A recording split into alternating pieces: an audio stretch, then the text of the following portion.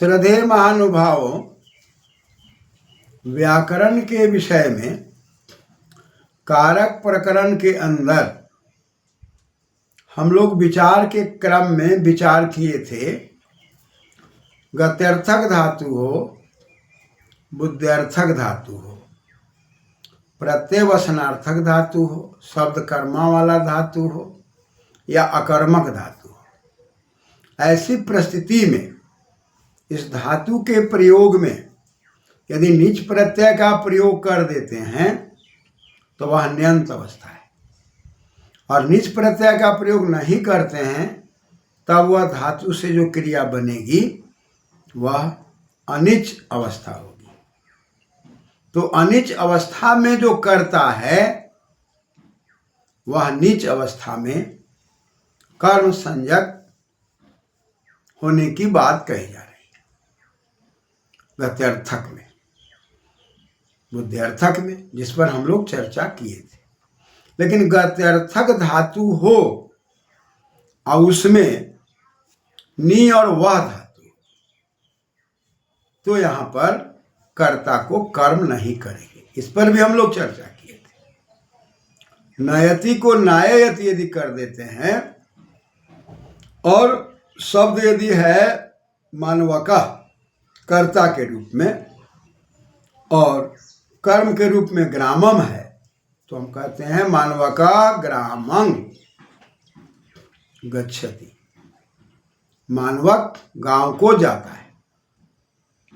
तो गच्छति को जब हम गमयति करते हैं तब मानवका जो कर्ता प्रथमा व्यक्ति वाला है उसमें कर्म संज्ञा, तो मानवकं ग्रामं गमयति।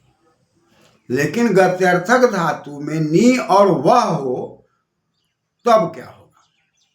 तब कहा प्रतिषेधो वक्तव्य, यहाँ प्रतिषेध हो जाएगा। नी वह हो प्रतिषेधो वक्तव्य, यहाँ पर प्रतिषेध कर लेना पड़ेगा। यदि नयति को नाययति हम कर देते हैं तब यहाँ अब मानवका जो करता है अब ये कर्म संज्ञक नहीं होगा। कर्तृ कर्णयो तृतीया से तृतीया की बात है। तो मानवकेन भारम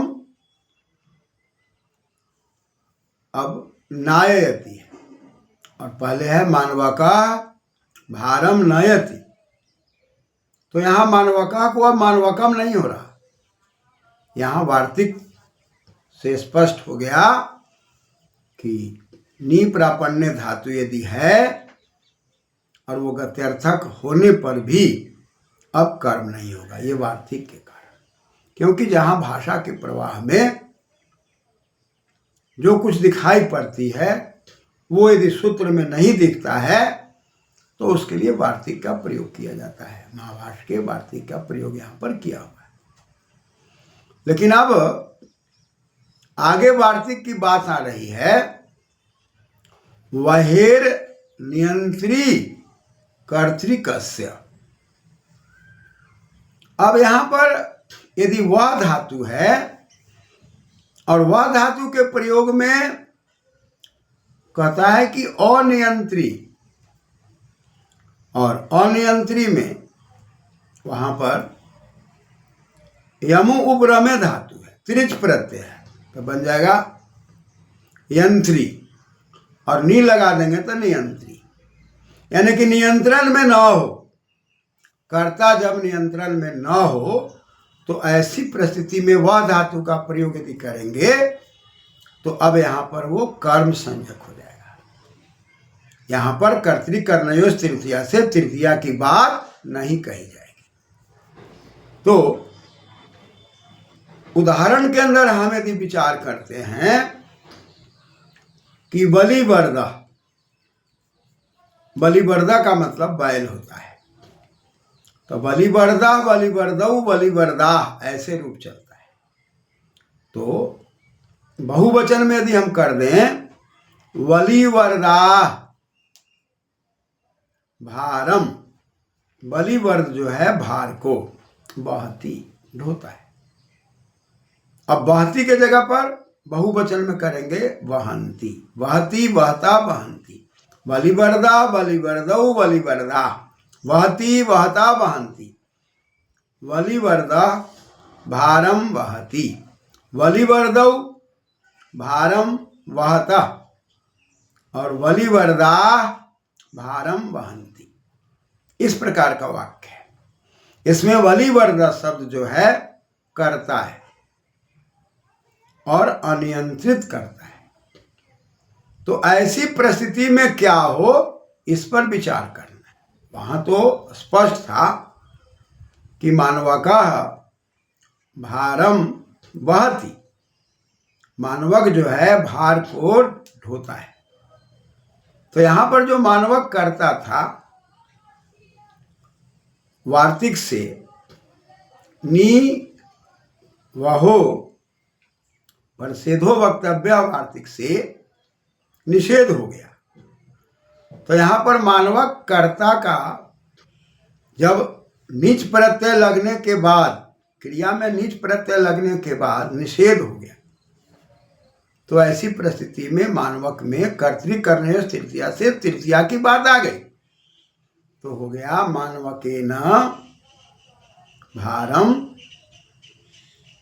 वाहयति, मानवका भारम वहति, मानवकेन भारम वाहयति। और वाहयति बनाने में निज प्रत्यय के प्रयोग में वह धातु प्रापण्य अर्थ में है, जैसा कि हम लोग चर्चा किए थे। और चूंकि इसमें निज प्रत्यय जब लगेगा तो नित के होने से, अचोय नीति से इत नित की अनुवृत्ति आने पर अलुंत्यात पूर्व उपधा, अंतिम अल से पूर्व को उपधा कहते हैं। तो वह के ह से, हकार से पहले वह का अ है, ये उपधा में अतोवध्या से वृद्धि होके वाह, और ई होकर के नीच का ही बच के वाही, और वाही से गुण होके वाहे, और एचो यावा से अय होकर वाह है, और सनातनता धातु से पुनः धातु संज्ञा धातु के अधिकार में होकर के सप्तिप अनुबंध लोप होके वाहयति। तो स्पष्ट हो गया मानवकेन भारम वाहयति। यहाँ पर मानवकेन में कर्म नहीं हुआ। लेकिन अब आगे बात आ रही है कि यदि कोई करता है अनियंत्रित है, अब बैल करता है नियंत्रण में नहीं है, तो ऐसी परिस्थिति वहेर नियंत्रित कर्तिकस्य वार्तिक आ गया है कि कहा कि भाई वह धातु से अनियंत्रित कर्तृक हो, अनियंत्रित कर्तृक यानी बिना नियंत्रण वाला। तो ऐसी परिस्थिति में निज प्रत्यय के प्रयोग करने पर पुनः कर्ता में द्वितीया विभक्ति की बात आ रही है। जैसे हम कहते हैं वलिवर्दाः भारं वहन्ति। अब यदि वलिवर्दा शब्द को करता है, यदि कर्म कर दे, बहुवचनांत कर दे, तो वलिवर्दान भारम, अब वह धातु से सब तिप करके निज करके वाहयति हो जाएगा। यानी कि वलिवर्दान भारं वाहयति, बलिवर्दों के द्वारा, बैलों के द्वारा भार ढुलाए जाते हैं। अब यहाँ पर प्रेरणा देने वाला जो हेतुमती च सूत्र से निज प्रत्यय लगा था, तत्प्रयोग हेतु च से यहाँ पर कर्ता अलग हो जाएगा। तो ऐसी परिस्थिति में यहाँ पर अब जो वलिवर्द शब्द है, अब इसमें कर्ता न रह करके द्वितीया विभक्ति का प्रयोग हो रहा है, बहुवचन का प्रयोग हो रहा है।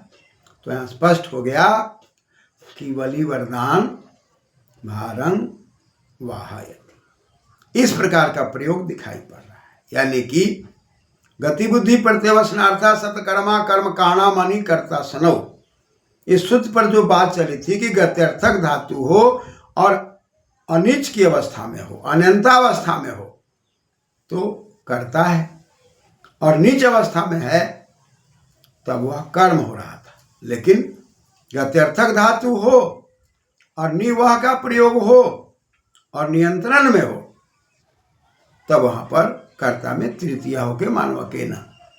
लेकिन नियंत्रण ना हो, और नियंत्रण की अवस्था जब ना हो तो ऐसी परिस्थिति में अब पुनः वह धातु से वाहती से वाहायति यदि बनाते हैं तो वलिवर्धक के द्वितीया के बहुवचन में वलिवर्धान भारम वाहयति, ऐसा प्रयोग दिखाई पड़ता है। धन्यवाद।